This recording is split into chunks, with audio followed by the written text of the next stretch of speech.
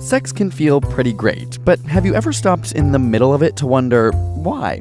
What actually happens to your brain and body during sex? There are a lot of different types of sex, but for all, the first step is usually arousal. Increased blood flow causes tissues like your chest to swell and your face to get what's known as sex flush. For those with a penis, blood flow engorges the 3 spongy areas along the length of the shaft, creating an erection. For those with a vagina, the opening, inner, and outer labia swell as well. This increased pressure causes fluid production from both the Bartholin's gland and Skene's gland, which help to create lubrication. In a woman, neurotransmitters are released to help relax the muscle in the wall and make the vagina both longer and wider.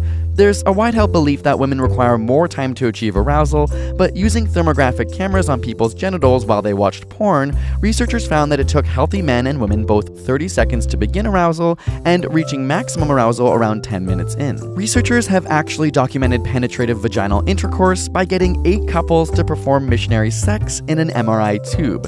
This study revealed that during intercourse, 2/3 of the erect penis is pendulous and moved upwards at an angle of about 120 degrees from the root of the penis. Meanwhile, the uterus raises up by 2.4 centimeters and changes the configuration of the woman's bladder. A woman's breasts may increase in size by up to 25%, and men's testicles can grow by 50% while rising closer to the body. Though all of the men orgasmed in this experiment, none of the women did, which isn't uncommon. A survey of over 1,400 women found that only 21 to 30% of women experienced an orgasm during intercourse that was not assisted by extradigital or oral stimulation. Oral sex on women can provide direct stimulation to the clitoris. The clitoris is actually much bigger than it appears and is about 4 inches long, with about 3/4 of the structure being internal. The clitoris and penis are similar. They both have glands, a foreskin, also known as the hood, erectile tissue, and a shaft. But unlike the penis, the only known function of the clit is pleasure. There's also anal sex, which is the insertion of a penis or dildo into a partner's rectum.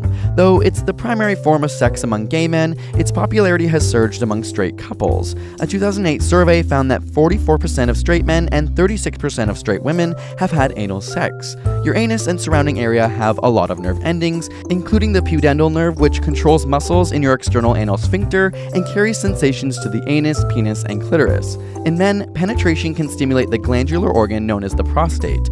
Though there's no published laboratory research, anecdotal evidence suggests that prostate orgasms are more powerful and pleasurable than penile-induced ones. For women, anal penetration can stimulate the perineal sponge, which sits between the vaginal opening and rectum, so pressure can result in pleasure and orgasm. Characterized by contractions of the genitals, in the end you have the orgasm. When it comes to the brain, the experience is pretty similar for men and women. In men, dopamine-synthesizing neurons are activated during ejaculation, and in women, the reward center that releases dopamine is activated too. For both, areas in the cerebellum become activated while significant parts of your cortex completely shut down. At the same time, oxytocin, the hormone responsible for bonding, is released from the pituitary gland, making you more likely to cuddle up after sex. So yes, like all good things, sex is very scientific.